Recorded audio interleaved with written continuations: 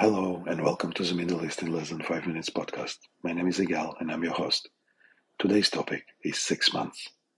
6 months ago, on October 7, the world was shocked by the most barbaric act against the Jews since the Holocaust. On an early Saturday morning, the Jewish holiday, Hamas militants infiltrated Israel, killing, raping, mutilating bodies, burning babies alive, cutting off women's breasts and genitalia, cutting off heads and dragging their bodies, along with more than 200 hostages, into Gaza. The militants had GoPro cameras attached to them and they streamed most of what they did live. Within less than 2 weeks, Twitter took down their footage, creating, most probably unwillingly, a problem for Israel to prove what happened. Yes, you hear it right. Despite the fact the attack was filmed and streamed, and hundreds of thousands of people saw this footage, the world demanded from Israel to prove this actually happened. The militants were followed by Gazans who broke into the houses full of dead bodies, blood, signs of shrapnel and hand grenade explosions, and looted the houses, taking everything they could back to Gaza. As I mentioned on the third episode of this podcast, the same day, Saturday, October 7, first mass celebrations of the massacre happened.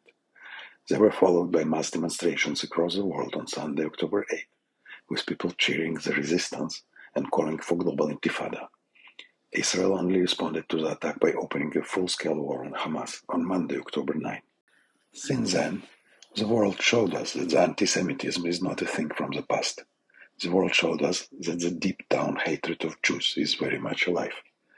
The world believes the casualties numbers provided by Hamas' own health ministry. It repeats its lies about Israel airstrikes within minutes from them being published by Al Jazeera, a Qatari-based mouthpiece of Iran. The world reposts AI-generated images of Gazan kids.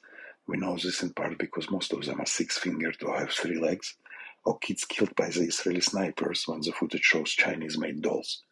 The world accuses Israel of genocide, ethnic cleansing, and deliberate starvation of the Gaza population.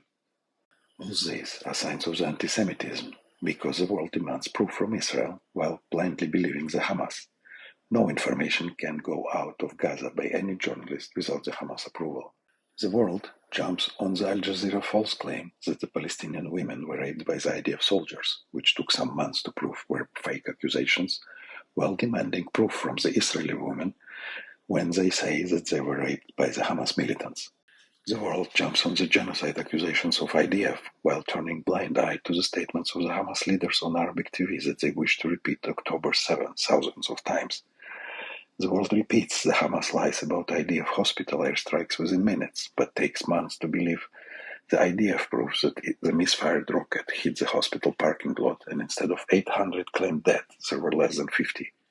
The world believes Hamas infiltrated UNRWA when it claims that Israel is starving the Gazan population, while it ignores Israeli proofs that the food trucks of humanitarian aid are being held on the Gazan side and the food is being looted by Hamas. And the most horrible of all, the world keeps demanding an immediate ceasefire from Israel while they keep putting the 136 hostages still being held by Hamas aside. There are 136 hostages hidden from the sunlight, tortured, raped, psychologically abused, that are still in the Hamas tunnels underneath Gaza. The release of the hostages is what the world has to demand before demanding the ceasefire. Bring them home now.